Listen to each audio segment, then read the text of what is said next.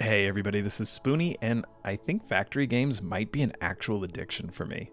There's just something about automating for the sake of automating that makes this genre one that can keep me engaged for hours trying to figure out that next bottleneck and make things even more efficient. And with this genre, we've honestly been spoiled by not one but two masterpieces, Factorio and Satisfactory, both of which are in Steam's top 100 highest reviewed games of all time. And that's an impressive feat, especially for Satisfactory, which isn't even out of early access yet.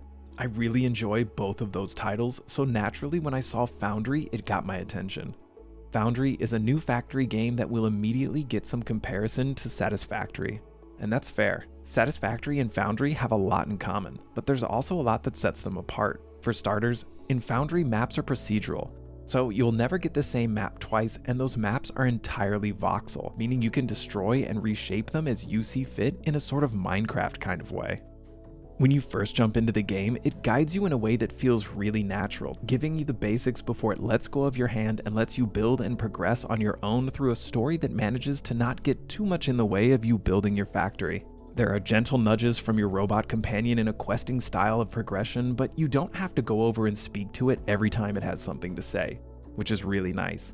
I never felt like I needed to get back to the story, but if I ever felt lost or just wasn't sure about what I needed to focus on next, this was there to remind me and point me in the right direction. As you progress through science packs, you unlock more and different types of buildings that help you automate your factory and generate power. And power is where I think this game deviates just a little from Satisfactory and Factorio.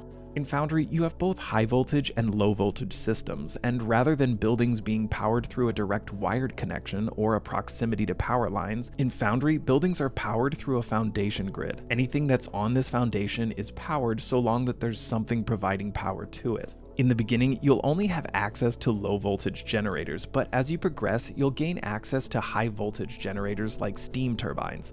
You'll use high voltage lines to transfer power between foundational grids and transformers to convert that high voltage into low voltage. This system of power generation and distribution is an area where I think the game could use some improvement.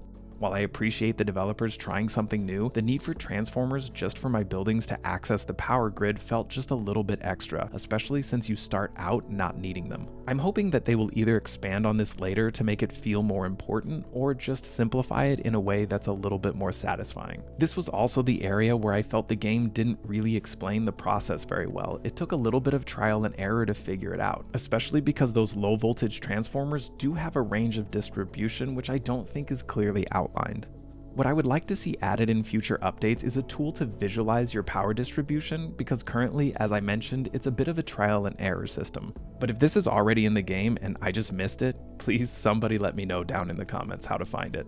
As much as I think there's room for improvement here, it didn't take me long to get both my high voltage and low voltage systems up and running and figured out, so it's a fairly minor complaint, and after all, the game is still in early access and it hasn't been there very long. If you're enjoying this video, consider hitting that subscribe button. Each week, I come out with gaming news updates, reviews, and tutorials. I keep them short and straight to the point so you can get the information you need and then get back in the game. There's also a few quality of life things missing from the game currently that will remind you it's in early access, primarily blueprints. It's on the roadmap, but it hasn't been implemented yet, so this means you're going to have to be intentional when building your factory.